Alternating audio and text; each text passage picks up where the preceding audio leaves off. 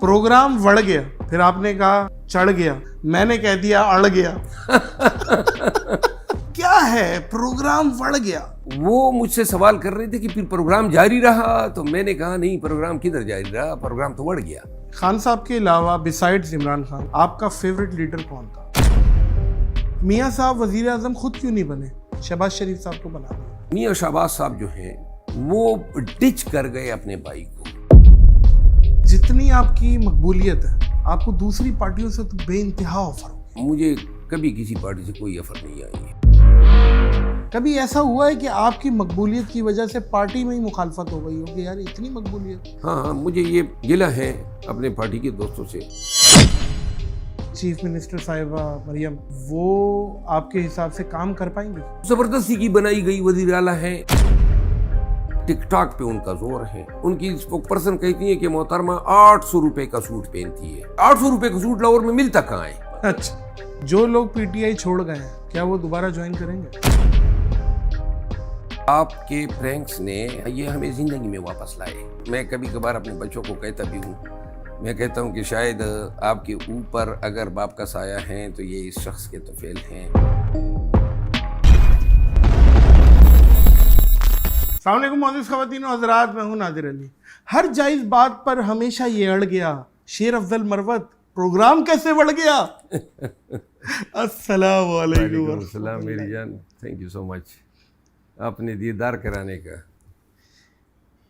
एक आर्टिस्ट की असल दौलत है अप्रिसिएशन। आपने इतनी दौलत दी मुझे, इतनी दौलत दी कि मेरे पास रखने की अब जगह नहीं है। मेरा ख्याल है कि जो बातें मैंने आपके मुतालिक कही है वो मेरे दिल से निकली है, और दिल से दुआएं आपके लिए, आपके बच्चों के लिए, आपके वालिदैन के लिए निकली हैं। ये शायद आपको इतना ज़्यादा एहसास नहीं होगा कि जो काम आप कर रहे हैं ये बेसिकली खिदमत खल्क भी है। मुआशरे के वो लोग जो बड़े ही तनाव का शिकार हो, बड़े ही डिप्रेशन का शिकार हो, और जो ऐसे हालत में हो ना कि किसी के साथ बैठना गवारा ही नहीं करते हो, उनके लिए आपके प्रैंक्स देखना या आपको देखना या आपको सुनना तरियाक की हैसियत रखता है। मेरे लिए तरियाक का काम किया है। मोअज़्ज़िज़ ख़वातीन व हज़रात, जिनको नहीं पता उनको मैं बताऊं कि मरवत साहब, मुझे एक दिन मैसेज आता है कि भाई मैं शेर अफजल मरवत साहब बात कर रहा हूँ, और फिर जब वीडियो कॉल आती है और फिर जो इन्होंने मोहब्बत निछावर की, तो वो मुझे वहीं से अंदाज़ा हो गया। और मुझे अपने काम पे जो 1% प्राउड हुआ कि यार मुझे ऐसी शख्सियत जो कि इतना ज़्यादा पढ़ी लिखी और इतना पाकिस्तान के लिए दर्द रखती हैं, वो अप्रिशिएट करें, ये मेरे लिए खैर बहुत बड़ा अवार्ड है। आप यकीन करें कि सेम डे पे मुझे कपिल शर्मा ने पैगाम दिया आपकी तरह। खैर उन्होंने छोटा दिया, आपने तो पूरा वो ट्यूबवेल ही खोल दिया ना पर। और वो मुझे जो ज़ाती तौर पे, वो तो खैर उनका भी बड़ापन है, अल्लाह उन्हें कामयाबियाँ मुकद्दर करे। और भी आपके लिए मैं ये एहसान अपने साथ रखना चाहता हूँ, ये एहसान आपका मैं अपने ऊपर रखना चाहता हूँ। आपने जो अनगिनत लोगों पे एहसान किया है उसका आपको इदराक ही नहीं है। मैं एक गुमनाम शख्स था आपके लिए, आपको इल्म ही नहीं था कि मैं किस तौर आपसे मुतासर हुआ, क्यों कर और कैसे मैंने आपके प्रैंक से, आपके मज़ाहिया जुमलों से और आपकी बातों से मैं न कि सिर्फ महजूज हुआ बल्कि मैं बेसिकली नॉर्मल ज़िंदगी में वापस आया। ये वो लोग जो डिप्रेशन के मरीज़ रहे हो, जो ट्रेजेडीज़ का शिकार रहे हो, उनको बहुत ज़्यादा इस चीज़ का इल्म है। कभी आप साइकेट्रिस्ट से मिलें तो आपको बताएंगे मुख्तलिफ़ किस्म की थेरेपीज़ होती है। और मैं, लोग छुपाते हैं लेकिन मैं शायद आर नहीं समझता हूँ। मैं ज़िंदगी में माजी में कठिन मराइल से गुज़रा, और एक वक्त ऐसा आया कि ज़िंदगी बड़ी ही बोझ सी महसूस हो रही थी, और मैं आपके प्रैंक्स की एडिक्शन मुझे पड़ चुकी थी। तो जब भी टेंशन जो थी या तनाव की कैफियत बहुत ही ज़्यादा नाकाबिल बर्दाश्त हो जाती थी, और ये जब आप تناؤ کے شکار ہو جاتے ہیں یا ڈپریشن کے شکار ہو جاتے ہیں، اور اس کی روک تھام کے لیے آپ کے پاس کوئی اور وسیلہ نہیں ہو سوائے اس کے کہ آپ دوائیوں پہ انحصار کریں، تو اور آپ اکیلے بھی ہو. تو میں اس زمانے میں اکیلا بھی تھا اور بہت سے مسائل میں گرا ہوا تھا. میں آپ کو بتا دوں، پورے مجھے پتہ ہے کہ میری یہ بات جو ہے پورے ملک تک، تمام لوگوں تک جائے گی، لیکن آپ کے پرینکس نے ہمیں زندگی میں واپس لائے.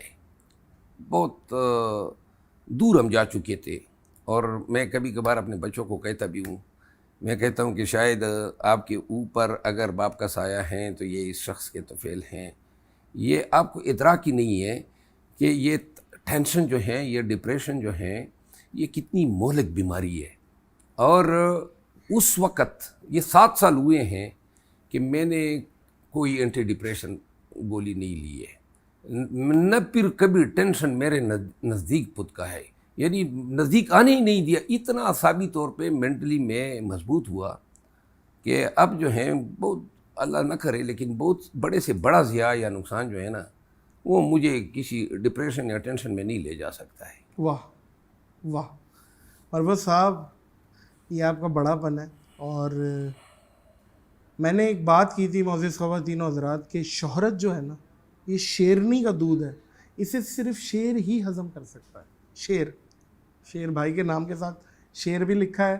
اور جس طرح آپ کو پاکستانی عوام نے اپریشیٹ کیا اور جتنا سراہا آپ کے اوپر، اب یہ ہے کہ انشاءاللہ آپ نے جب آپ کو پاورز میں آئیں گے تو آپ نے انشاءاللہ پھر مجھے امید ہے کہ آپ ڈیلیوری پہ بھی آئیں گے کہ اب ہم نے ڈیلیوری کرنی ہے.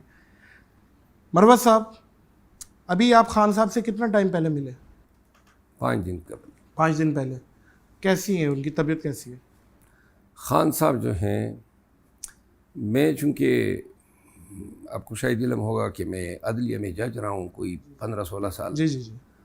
اور زندگی میں ہمارے ہاں بڑے اتار چڑھاؤ ہمارے علاقے میں رہے، دہشت گردی رہی، بدامنی رہی، اور بحیثیت وکیل میں نے بڑے بڑے جفادری غنڈوں کو بھی دیکھا، دہشت گردوں کو بھی دیکھا، بڑے دلیر اور بزدل لوگوں کو بھی دیکھا. پوری زندگی میری بیسیکلی 32 سال جو ہیں وہ اس نظامی انصاف سے اور خصوصاً کرمنل جسٹس سسٹم سے وابستہ رہی ہے. میں زندگی میں ہمیشہ دلیر لوگوں کی بڑی قدر کرتا ہوں. عمران خان کی جو واحد چیز ہیں جو کہ انہیں انتہائی ممتاز کرتی ہیں، وہ ہیں ان کی دلیری. میں نے آج تک ایسی ماں نہیں دیکھی ہے جس نے اتنا دلیر بیٹا جنا ہو. اور جب بھی اس کے پاس جیل میں جاتے ہیں، آج تک انہوں نے کبھی یہ سوال ہم سے نہیں کیا ہے کہ میری ضمانت کب ہوگی، میں رہا کب ہوں گا. اچھا. کبھی انہوں نے یہ سوال ہی نہیں کیا ہے. اور آپ یقین کریں، جب یہ ابتدا میں گرفتار ہوا نا، اٹک جیل میں ان کو رکھا گیا، تو ان کے حوالے سے بہت ساری باتیں کہی جاتی تھی کہ جی یہ ایڈکشن ہے ان کو، ڈرگس کی، کوکین کی. اور چونکہ زندگی میں یہ جیل نہیں گیا تھا تو میں خود بڑا شاکی تھا. اور جب میں اٹک جیل گیا نا تو ان کو 4-5 ایام ہو چکے تھے. تو سارے جو اینٹی عمران خان فورسز ہیں ان سب نے وہاں پہ ڈیرا ڈالا ہوا تھا کہ خان صاحب اب کچھ ڈیمانڈ کریں گے یا اب کچھ مانگیں گے.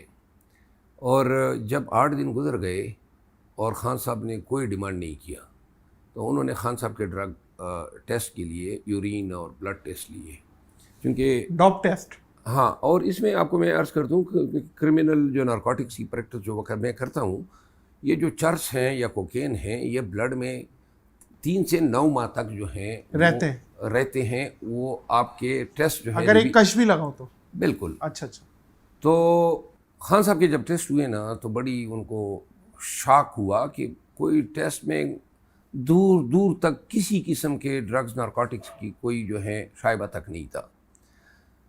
خان صاحب سے ہم نے ہمت سیکھی ہے. خدا نے کیا اس کو لیڈر بنایا ہے. اور اگر خان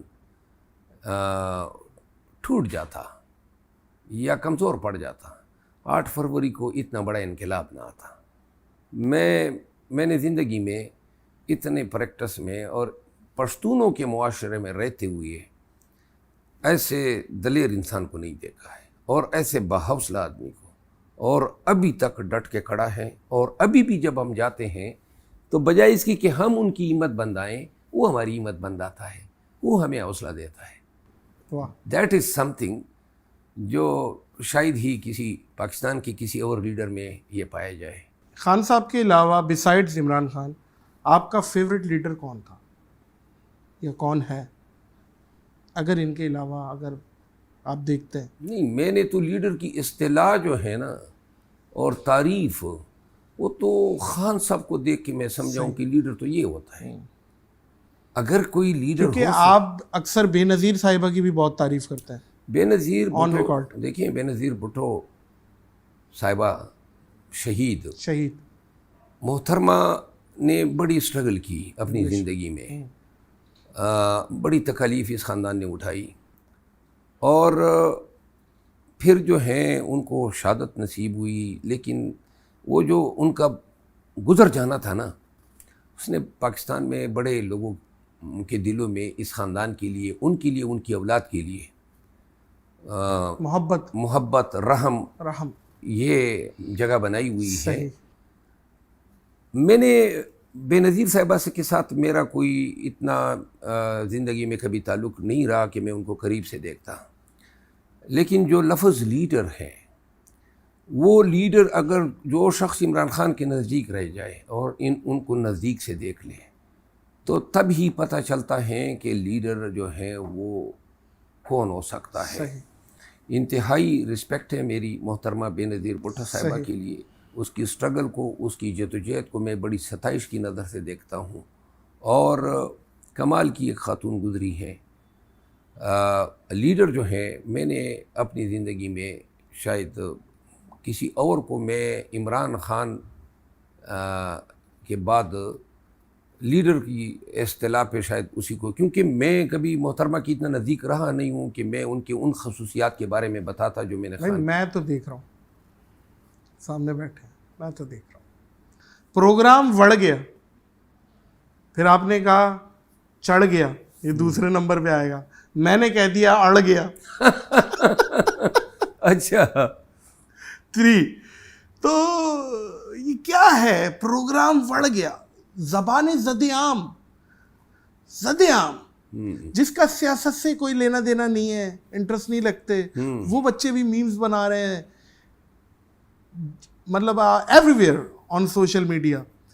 تو آپ اپنی وجہ شہرت کیا سمجھیں گے کہ مشہور جو عوامی سطح پہ ہوئے ہیں، یہ بڑھ گیا کی وجہ سے ہے، یا یہ اس نے کیا کردار ادا کیا آپ کی زندگی میں؟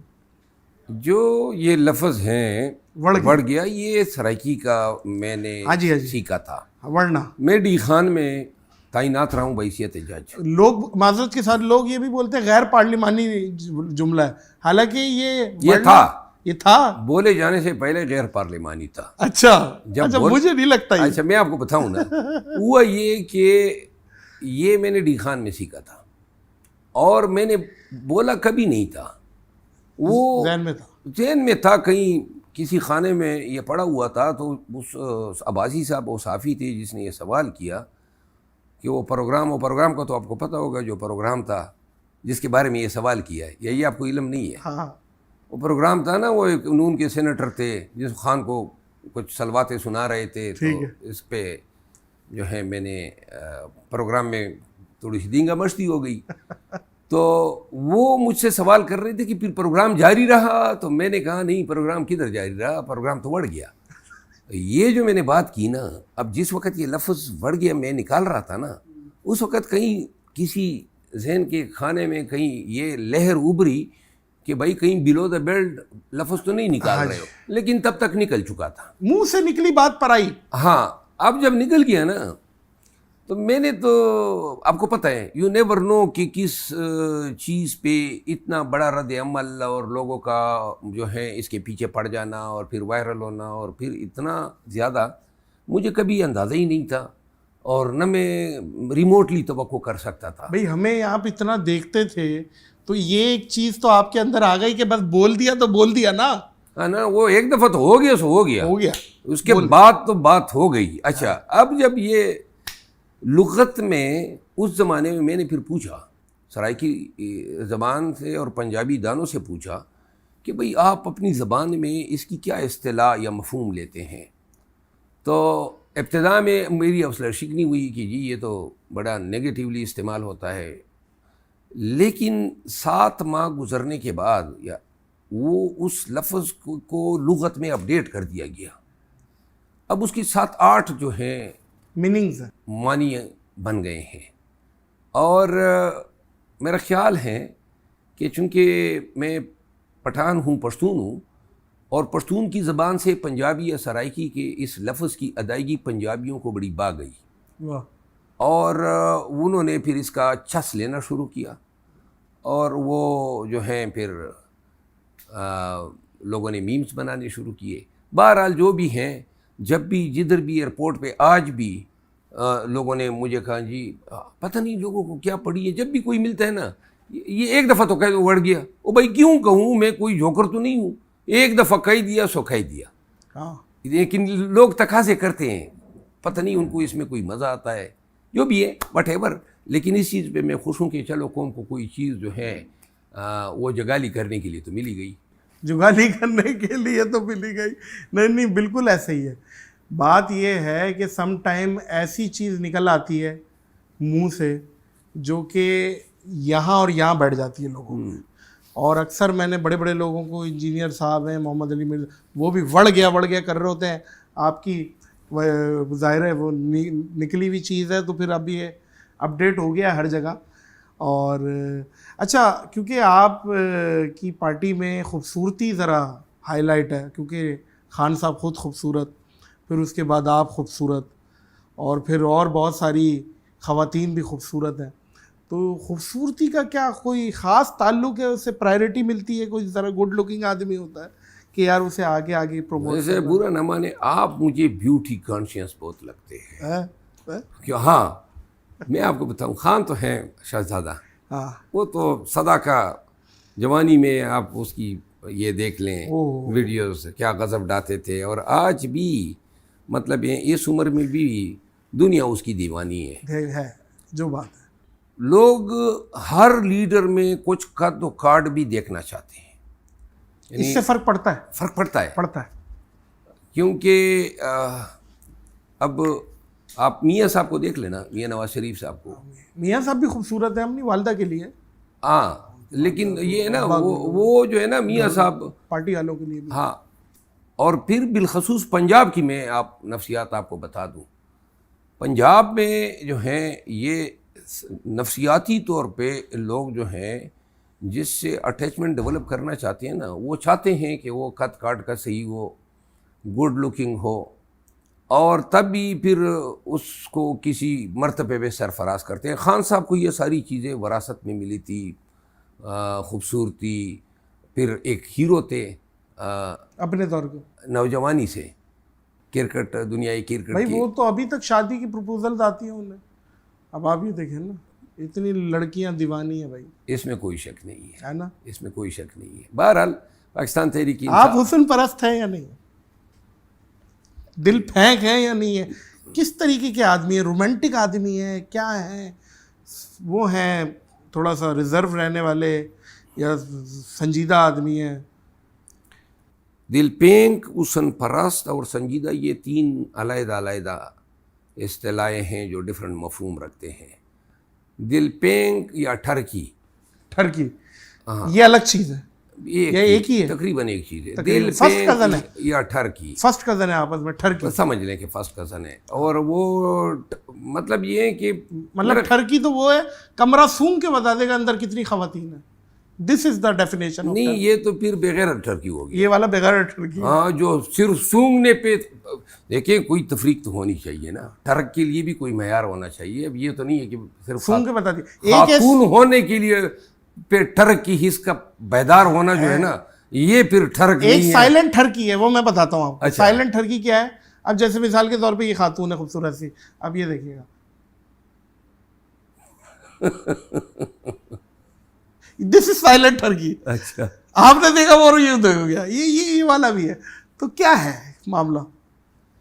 میں اپنی ذات کے حوالے سے یہ تو کہہ سکتا ہوں کہ میں شاید گزشتہ 20 سالوں سے تو ٹرکی نہیں ہوں. ٹرکی نہیں ہے؟ 20 سالوں سے. 20 سال پہلے تھے؟ 20 سال پہلے نوجوان تھے یا جوان تھے. تو اس دور میں آپ کو پتہ ہے اتنی آپ کی سمجھ بوجھ بھی اتنی نہیں ہوتی ہیں اور آپ لاپرواہ ہوتے ہیں.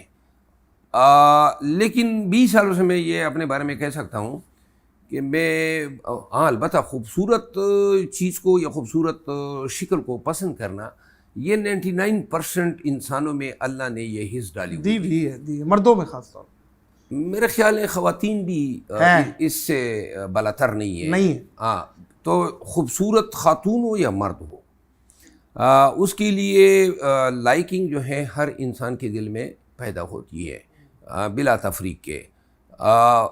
اور تیسری جو آپ نے بات کی, ایک تو ٹرکی دل پینک سنجیدہ. ہاں سنجیدہ جو آپ نے کہا, میرے اپنے اس میں اب چونکہ جس ملازمت سے وابستہ تھے اور پھر جس پیشے سے وابستہ ہیں اور پھر اب جس سیاست سے وابستہ ہیں, اب یہاں پہ ہمارے لیے شب و روز گزارنا اس طرح ہیں جیسے مسجد کا امام ہوتا ہے, کیونکہ ہم چھوٹی سی چھوٹی غلطی بھی افورڈ ہی نہیں کر سکتے ہیں. پوری دنیا کے کیمرے, پوری دنیا کی جاسوسیاں, موبائل, ہر قسم کی ہیکنگ, ٹریکنگ, یہ ساری چیزیں ہماری جاری ہوتی ہیں. اور مجھے علم ہے کہ کوئی چھوٹی سی غلطی کا بھی مطلب افورڈ کیا جانا, تو لہٰذا بائی ڈیفالٹ اب کوئی چیز نزدیک نہیں آ سکتی ہے. میاں صاحب وزیر اعظم خود کیوں نہیں بنے؟ شہباز شریف صاحب کو بنا دیا. ابتدا میں 2 تھیوریز تھیں. ایک تھیوری تو یہ تھی, اور جو زیادہ کہ 17 سیٹیں آئی نون کی, اور 17 سیٹوں پہ جو ہیں انہوں نے یہ مینڈیٹ چوری کیا فارم 47 کے ذریعے. میاں صاحب جو تھے الیکشن سے ایک روز قبل انہوں نے تمام الیکٹرانک اور پرنٹ میڈیا میں اشتہارات دیے اور لکھا جی کہ کون آ رہا ہے, نواز شریف وزیر اعظم آ رہا ہے. صحیح. جب سے وہ لندن سے آئے تھے یہی ان کی کیمپین تھی, وزیر اعظم نواز شریف لوگوں کے ذہن میں بٹھانا چاہتے تھے.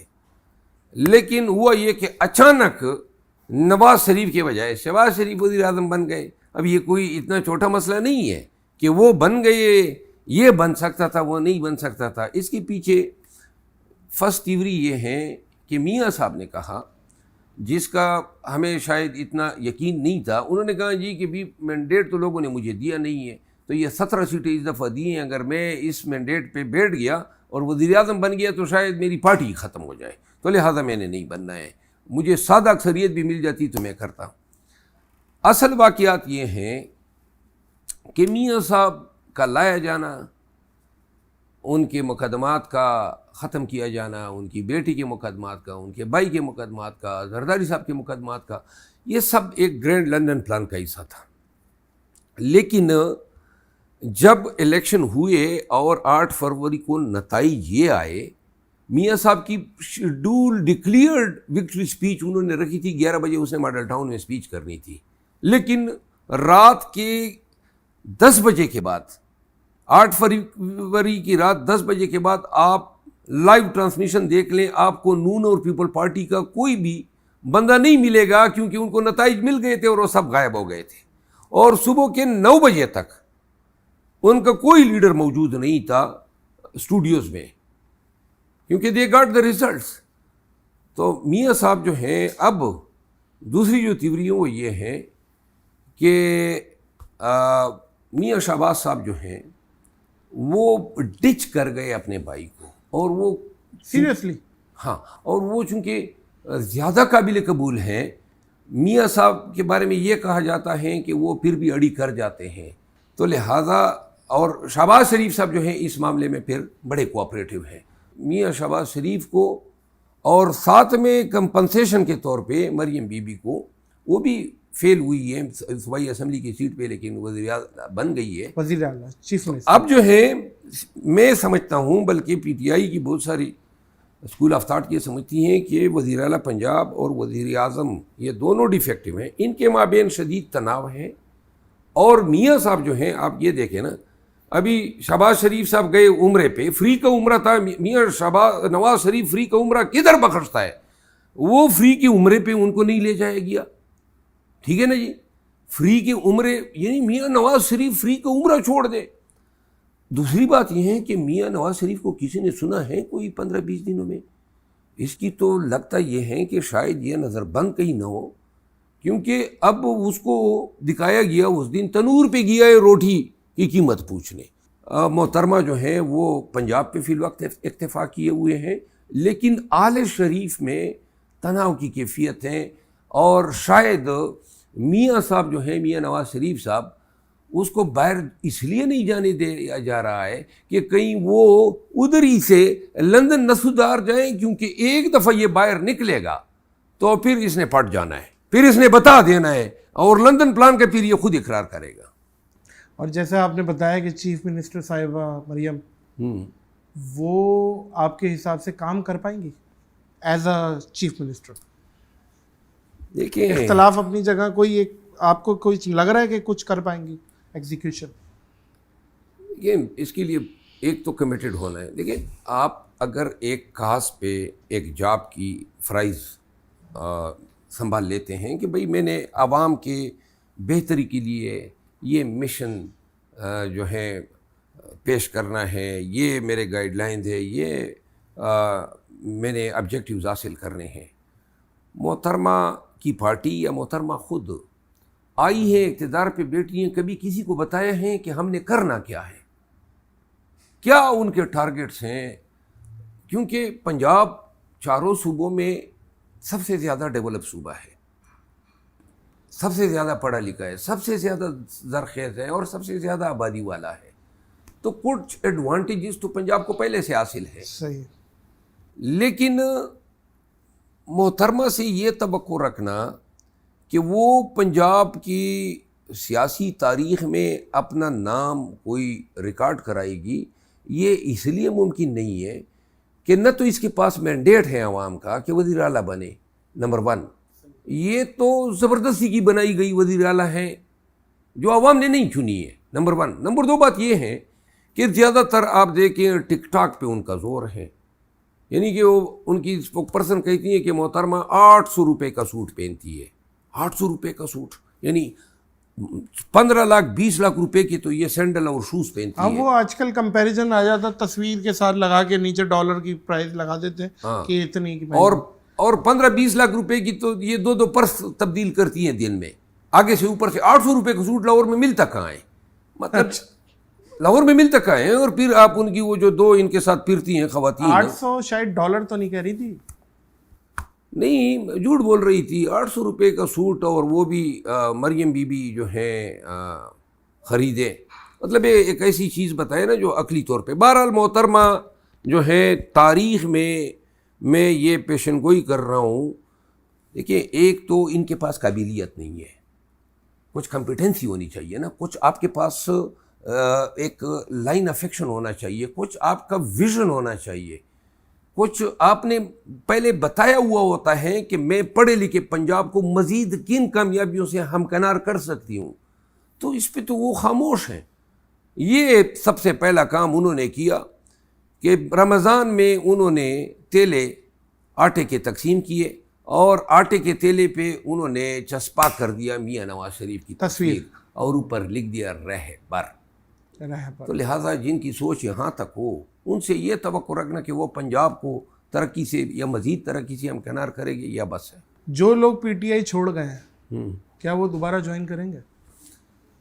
جو چھوڑ گئے، جو ہوا ہو گیا، لیکن آپ کو کیا لگتا ہے فیوچر میں کیا جوائن کریں گے دوبارہ؟ جنہوں نے چھوڑا ہے نا، اور جب یہ چھوڑتے گئے نا، تو میں اس وقت خان صاحب باہر تھے، اور ہم ایک دوسرے کے ساتھ بالکل رابطے میں ہوا کرتے تھے، واٹس ایپ پہ یا کال پہ، تو ان تمام کے چھوڑے جانے کے لمحات مجھے یاد ہیں، اور خان صاحب کا ریئیکشن بھی یاد ہے، اور اس کے بعد ابھی تک یہ باتیں ہماری بھی ڈسکس ہوتی ہیں کہ ان کا کیا فیوچر ہوگا جو واپس آنا چاہتے ہیں۔ تقریباً کم و بیش 99% لوگ واپس آنا چاہتے ہیں، اللہ 99%۔ اچھا، کون سا ایسا بندہ تھا جس پہ خان صاحب بھی پریشان ہو گئے، یار یہ چھوڑ گیا؟ میرا خیال ہے اسد عمر کے پریس کانفرنس سے وہ بڑے مایوس ہوئے تھے، ہاں کیونکہ اسد عمر جو ہیں وہ شاہد خان صاحب بڑی ذمہ داریاں ان کو دے گئے تھے، سیکرٹری جنرل تھے ہمارے، اور ہماری بھی توقع نہیں تھی نا، کیونکہ ہم روزانہ اسد عمر صاحب کے ساتھ پھرا کرتے تھے ان کے کیسز میں، پارٹی کے معاملات میں۔ آل آف اے سڈن انہوں نے جو ہے پریس کانفرنس کر دی اور انہوں نے کہا میں پارٹی سے استعفیٰ دیتا ہوں۔ میں آپ کو آپ کے توسط سے آپ کے ناظرین کو بتانا چاہتا ہوں کہ پاکستان تحریک انصاف کی بڑی ہی سٹینجنٹ پالیسی ہے۔ خان صاحب سے جو ہم نے سنا ہے اور جو ہمیں لگتا ہے، خان صاحب سمجھتے ہیں کہ یہ لوگ اگر ڈٹ جاتے، جو پی ٹی آئی کا فیس تھے، اور یہ ڈٹ جاتے اور پارٹی نہ چھوڑتے، تو شاید پارٹی کی دیگر لیڈرشپ کو، ورکرز کو اتنی فستائیت، ظلم و جبر سے نہ گزرنا پڑتا۔ تو لہٰذا 3-4 لوگوں کے بارے میں تو میں کہہ سکتا ہوں کہ خان صاحب کے دل میں سافٹ کارنر ہے، اور شاید پارٹی کے جو مستند اور قیادت ہیں، اب خان صاحب نے ایک کمیٹی بنا دی ہے، موسٹ پاورفل کمیٹی، میں خود بھی اس کا ممبر ہوں، پولیٹیکل کمیٹی، اور خان صاحب نے تقریباً یہ تمام معاملات جو ہیں وہ اب پولیٹیکل کمیٹی کو تفویض کیے ہیں کہ وہ اس کو دیکھ لیں کہ کیا۔ لیکن 3-4 لوگوں کے بارے میں کہہ سکتا ہوں کہ ان کے مجھے بڑے برائٹ چانس ہیں، لیکن بڑی ہی سخت پالیسی ہوگی، 3-4 سے شاید یہ تعداد بڑھے گی ہی نہیں۔ کبھی ایسا ہوا ہے کہ آپ کی مقبولیت کی وجہ سے پارٹی میں ہی مخالفت ہو گئی ہو کہ یار اتنی مقبولیت؟ بالکل ہے، رہی ہے، ہاں مجھے یہ گلہ ہے اپنے پارٹی کے دوستوں سے۔ یہ حالانکہ آپ کا تو لینا دینا ہے ہی نہیں، یہ تو اللہ ڈالتا ہے۔ میرا دیکھیے، میں آپ کو عرض کروں، سیاست جو ہے نا، یہ چونکہ میں عملی سیاست میں تو کبھی تھا ہی نہیں، میں تو بنیادی طور پہ ایک پروفیشنل وکیل تھا۔ یہ تو میں نے سیاست کا یہ رخ دیکھا کہ سیاست میں آپ نے آگ اوپر چڑھنا ہے نا، تو جو اوپر چڑھا ہوا ہے اس کو کھینچو گے تو اس کی جگہ اوپر چڑھو گے۔ یہ دیکھیں، یہ سیاست ہے۔ مطلب اپنے دکھوں سے دکھی نہیں ہے، دوسرے کا سکھ دیکھ کے دکھی ہے۔ پالیٹکس میں یہ ڈرٹ بہت زیادہ ہے، یہ سازشیں، اور یہ میں آپ کو بتاؤں بچکانا پن ہے، بچکانا پن۔ میں آج کراچی آیا ہوں، چھچورا پن بھی۔ اب میں آپ کو مزے کی بات سناؤں، آج کراچی آیا ہوں نا، اب ہماری جو پارٹی میں 4 مطلب مختلف قسم کے دوست احباب، ایک کہتا تھا فلاں کے پاس نہ جاؤ، دوسرا کہتا تھا فلاں کے پاس جاؤ، تیسرا کہتا ہے کھانا فلاں کے پاس کھاؤ، اور جس کے پاس میں جا رہا تھا بقایا جو ہیں وہ ناراض ہو گئے کہ جی اس کے پاس کیوں جا رہے ہو۔ یعنی کہ گروپ بندیاں، سازشیں، تناؤ، ایک دوسرے کے ٹانگ کھینچنا، یہ سیاست میں ہے۔ اور میں خود ذاتی طور پہ سمجھتا ہوں کہ کم عقل اور بے وقوف لوگ ہوتے ہیں جو اپنا وقت ان چیزوں پہ صرف کرتے ہیں۔ تو بہرحال میرا پارٹی میں یہ مسئلہ رہا ہے، اور میں نے اب اللہ پہ چھوڑ دیا ہے۔ اب پہلے میں بڑا ریئیکٹ کرتا تھا، میں جو مجھے پتہ چلتا تھا کوئی میرے خلاف یہ سازش کر رہا ہے، آگے سے میں پیچھے پڑ جاتا تھا، اور یوں کر کے 6-7 لوگوں کے ساتھ تو ہم نے ان کی بھی بینڈ بجائی۔ پھر اس کے بعد خان مجھے کہتا تھا، خان صاحب کہتے تھے شرف افضل اگنور کیا کرو، میں اپنی مثالیں دیتا تھا، تو میں ابتدا میں ان کی شارٹ ٹیمپر ہیں، ڈانٹتے ہیں۔ میں بعض اوقات شارٹ ٹیمپر ہو جاتا ہوں اگر کوئی انتہائی غلط بات سن لوں، صحیح ہے، تو پھر اس وقت پیشنس لوز کر جاتا ہوں۔ نہیں، شارٹ ٹیمپر ہونا کوئی غلط بات نہیں ہے، ہر انسان ہوتا ہے، غلط بات تو نہیں ہوتی برداشت، لیکن یہ ہے کہ آپ کے اندر جو ہرس ہے کامیڈی کی اور جو مزہ ہے وہ باقاعدہ محسوس ہوتا ہے اور وہ نظر آتا ہے۔ سر یہ کامیڈین جو ہوتا ہے نا، یہ پیدا ہوتا ہے، اور آپ غلطی سے وہاں کے، لیکن آپ ہیں ہماری فیلڈ کے، بتا دو، ہماری فیملی کا بندہ وہاں گیا ہوا ہے۔ اچھا میں آپ کو بتاؤں، کبھی کبھار یہ طنز و مزاح میں بھی کرتا رہتا ہوں، تو میرے جو مخالفین ہیں نا، وہ میرے لیے نیچے کمنٹس میں کوئی کارٹون لکھ دیتا ہے، کوئی بفون لکھ دیتا ہے، کوئی مسخرہ لکھ دیتا ہے، جو ابتدا میں مجھے برا لگتا تھا۔ میں آپ کو عرض کروں، اب عادت ہو گئی۔ میں عادت نہیں، اب تو میں خیر پرواہی نہیں کرتا ہوں، لیکن ایک چیز میں عرض کر دوں، وہ یہ ہے کہ یہ دوسروں کو انسانا جو ہے نا، میں نے شاید ہی زندگی بڑی سنجیدہ گزاری، میں 22-23 سال کا تھا کہ میں جج بن گیا تھا، اور اس کے بعد جو ہے بڑی خشک کھردری سی ڈرائی لائف ہے. جی. تو جب وکیل بنا 2009 میں تو اس کے بعد میں نے کیا کیا کہ یہ حادثات تکالیف آئے. اب یا تو میں ان کے ساتھ بین بجانا شروع کر دیتا, روتا رہتا اور آہیں مارتا اور یہ ہو گیا وہ ہو گیا, اور زندگی جو ہے اسی یاس و گداز میں گزر جاتی, افسوس میں اور وہ کیا کہتے ہیں ماتم میں گزر جاتی. یا پھر اس زندگی کو سمیٹ کے اور ہمت کر کے, اور جس میں آپ کی بڑی کنٹریبیوشن ہے, تو مشعل راہ تو تم بنے. تو میں نے کیا کیا کہ یہ دیکھا, اور پھر میں نے اس کو یہ سمجھ لیا کہ انسان کے ہونٹوں پہ مسکراہٹ لانا بھی شاید وہ بہت بڑی عبادت ہے. تو وہ میں نے کیا کیا, گھر میں ہو, دفتر میں ہو, کلائنٹس کے ساتھ ہو, میں اپنے تئیں اپنے لمحات جو ہیں وہ ہنسی میں مذاق میں گزارنا چاہتا ہوں. صحیح. میں ٹینشن میں نہیں گزارنا چاہتا ہوں. تو اس لیے میں اپنے ساتھ کا جو ماحول ہے لوگ آپ سے اس کو بڑا ہلکا رکھتا ہوں, لائٹ رکھتا ہوں. بالکل, لوگ آپ سے نقلی نہ ملے, دل سے بیٹھے. یہ ہوتا ہے, یہ شخصیت کا اثر ہوتا ہے. وہ بالکل جی آپ کے اندر 100% ہے ماشاء اللہ. اور کہ آپ کی پوزیشن اور آپ کے نام کی وجہ سے نہیں, آپ کی شخصیت کی وجہ سے لوگ آپ سے ملتے ہیں, یہ بات ہے. اچھا, ایک دفعہ میں نے دیکھا ایک چینل میں کسی کی دھلائی کر دی, کوٹ کاٹ دیا, کچھ تھپڑ اپڑ بھی مار دیا آپ نے, میرا خیال ہے قمیص پاٹ, کیا واقعہ تھا؟ اتنا برا لگ گیا یار. شیر افضل بھائی, کوٹ دیا آپ نے اسے.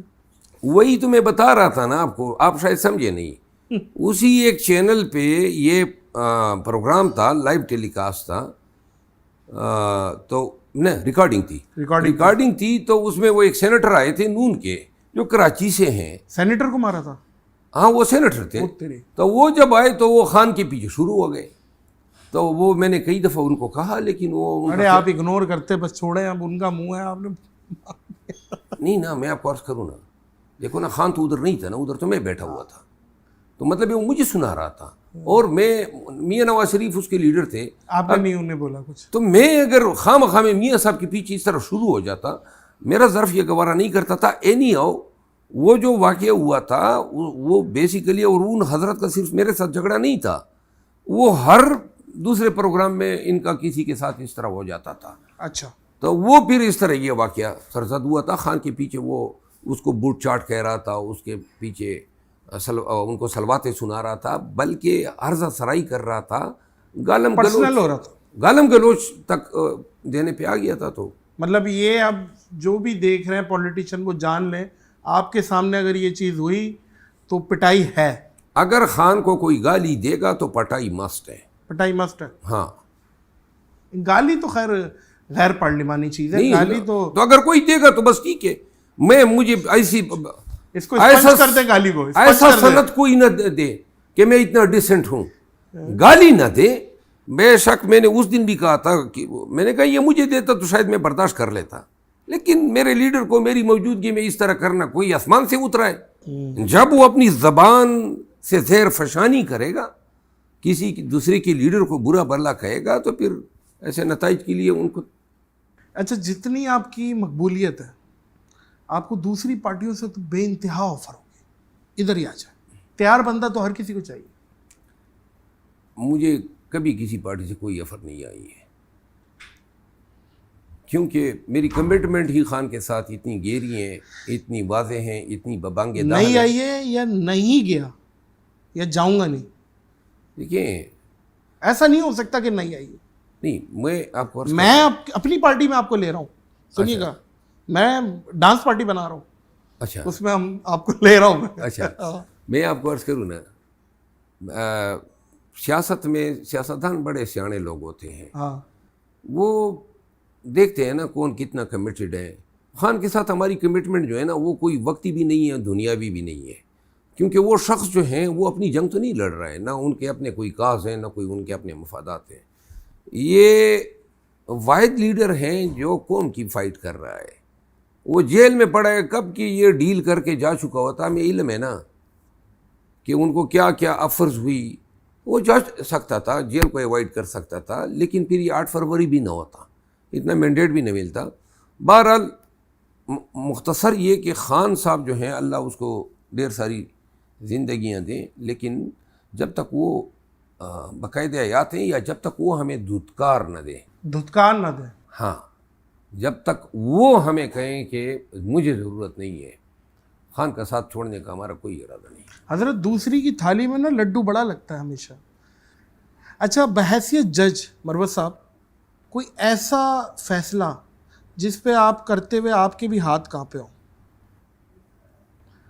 ظاہر ہے کوئی نہ کوئی جہاں آپ بول رہے ہو یار یہ فیصلہ. دیکھیے عدالت میں روز ایسے مقدمات آتے ہیں جن پہ لوگوں کی زندگی عزت داؤ پہ لگی ہوتی ہے. سزائے موت کی سزا دی ہے آپ نے؟ ہر مقدمہ جو ہے وہ جج کے لیے بھی اہم ہوتا ہے اور لیٹیگینٹ کے لیے بھی. میں نے ہزاروں فیصلے کیے ہیں زندگی میں، اور میری یہ خوبی تھی کہ میں بہت جلدی فیصلے پہ پہنچ جاتا تھا. بڑا کوئک جو ہے میں گراسپ کرتا تھا، تاخیر کا شکار نہیں کیا کرتا تھا مقدمات کو. ایسے تو بے تحاشا مقدمے ہیں جہاں پہ آپ کے بے تحاشا ایسے مقدمات ہیں.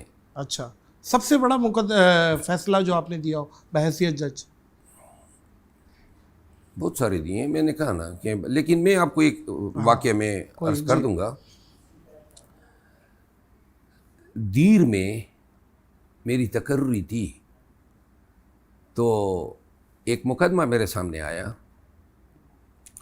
اس میں ایک شخص جو تھا اس کا ایک ہاتھ کٹا ہوا تھا. اچھا. اور اس نے ہاتھ کاٹے جانے کا مقدمہ جو ہے دوسرے شخص پہ کیا تھا. کسی نے کاٹا ہے ہاتھ؟ اس کو گولی لگی تھی صحیح. اور گولی کے نتیجے میں زہر پھیل گیا تھا تو اس کا ہاتھ کاٹ دیا گیا، اس کا ہاتھ کاٹ دیا گیا. صحیح ہے. تو میں نے اس شخص سے پوچھا کہ یہ واقعات کیا ہیں. اب شارٹ سے میں بتا دوں، یہ جو شخص تھا جس کا ہاتھ کاٹا گیا تھا، مجھے یاد ہے اس کا نام پھمبا گل تھا. تو وہ بتاتا ہے کہ اس کی 2 بیویاں تھیں اور چھوٹی بڑی میں بنتی نہیں تھی. صحیح ہے. ایک کی بیٹیاں تھیں 4-5 اور دوسرے کے بیٹے تھے. جو بڑی تھی اس کے بیٹے تھے اور چھوٹی کی بیٹیاں تھیں.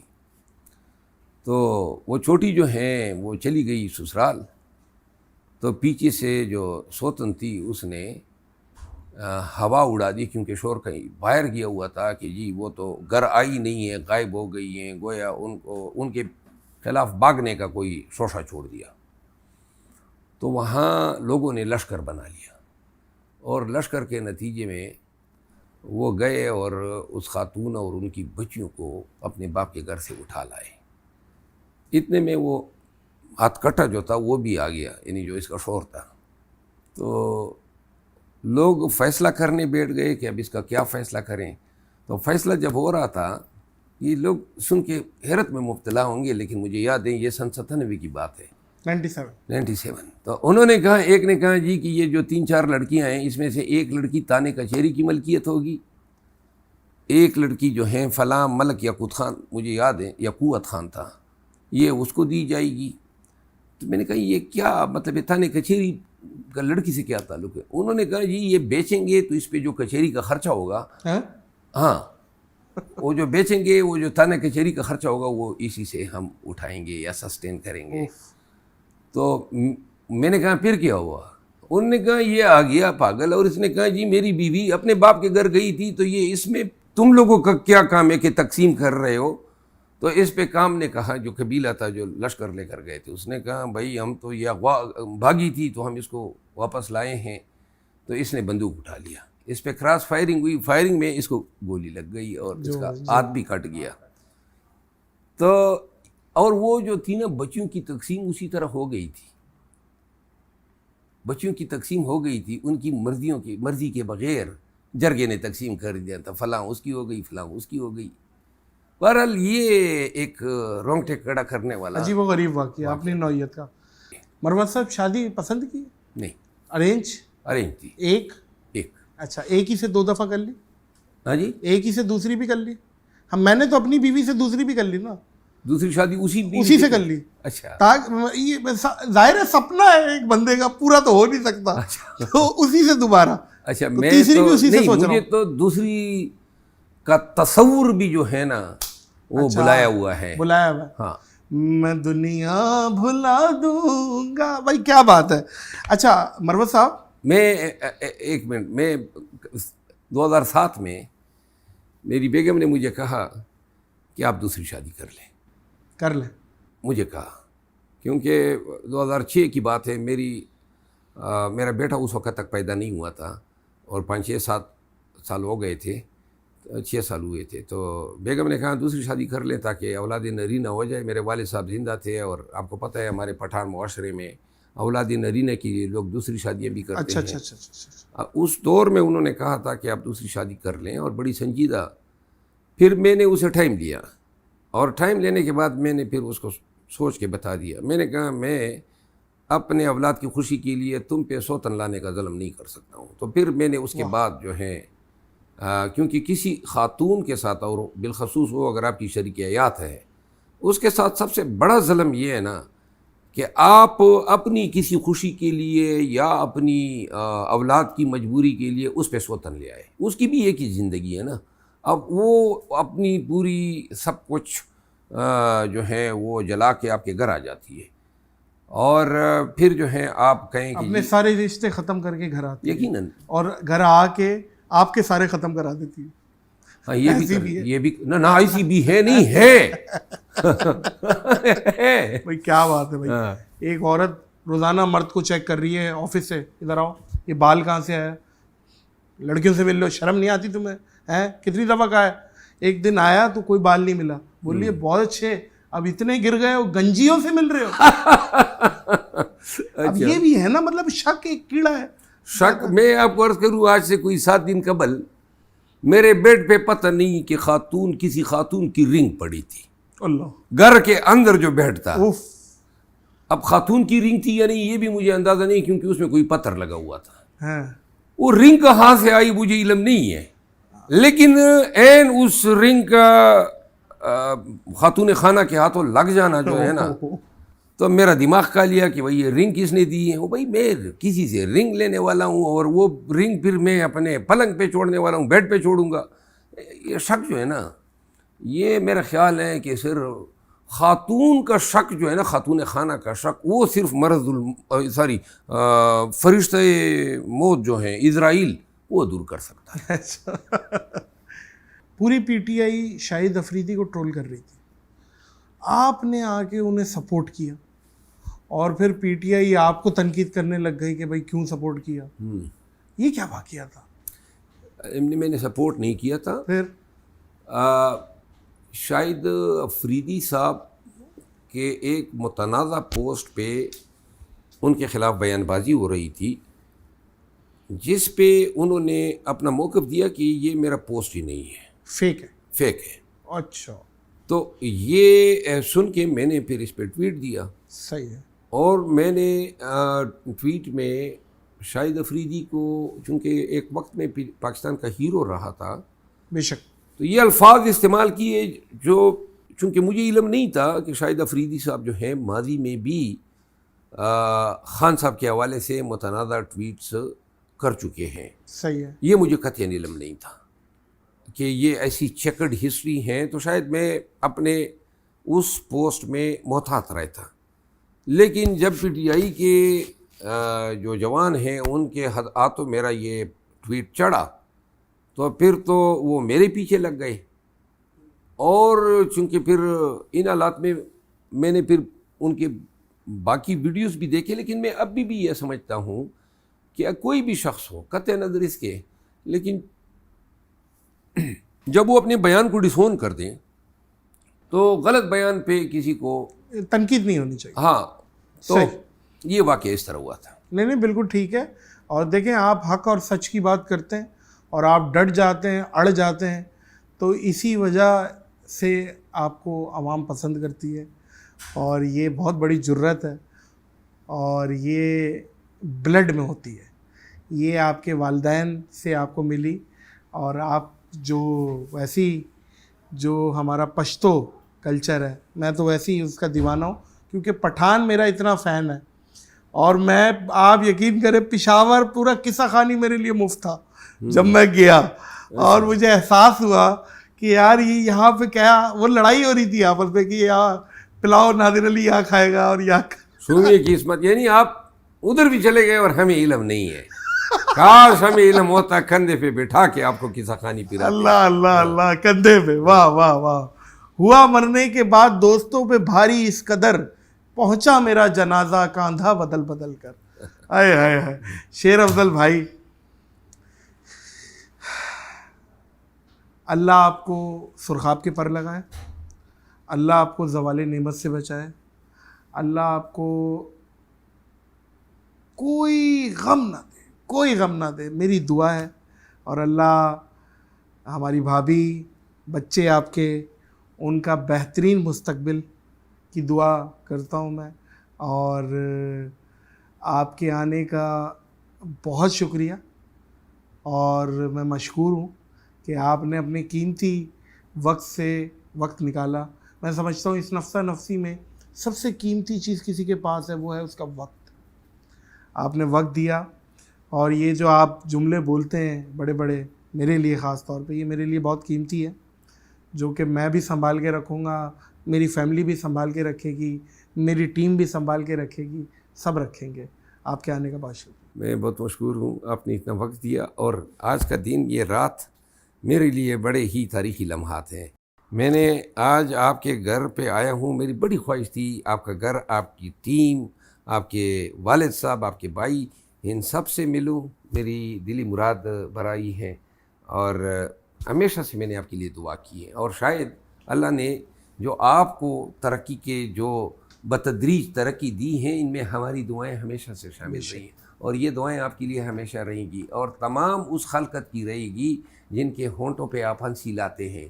یہ ایک ایسا احسان ہے, یا آپ یقین کریں, وہ ہنسی کسی کے چہرے پہ لانا, اور پھر ان دکھوں کے مارے ہوئے لوگوں کے ہونٹوں پہ ہنسی لانا. آپ کو علم ہونا چاہیے, اس سے بڑا ثواب کوئی ہو ہی نہیں سکتا ہے. آپ میرے ہونٹوں پہ لائے ہیں, شاید مجھ جیسے ہزاروں لوگوں کے ہونٹوں پہ آپ مسکراہٹ ہے آپ نے بکھیری ہیں. آپ ہماری ہیرو ہیں, اور ہم دل سے آپ کے لیے, آپ کے بچوں کے لیے دعا کرتے ہیں. اللہ آپ کو ہمیشہ سلامت رکھے.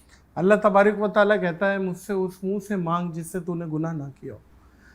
ایسا کوئی منہ ہی نہیں ہے. تو اس کا مقصد یہ ہے کہ کسی اور کے منہ سے اس کے لیے دعا نکلے. تو یہ اللہ کو بہت مقبول ہے. دعائیں مانگی نہیں جاتی, لی جاتی ہیں. آپ کا بہت بہت شکریہ شیر افضل مروت بھائی. معزز خواتین و حضرات, اس پوڈ کاسٹ کو پاز کریں گے, کیونکہ بہت اچھی پوڈ کاسٹوں کے لیے میں بولتا ہوں ختم نہیں, پاز کریں گے, اور بشرط صحت زندگی رہی تو اسے کہیں اور ریزیوم کریں گے.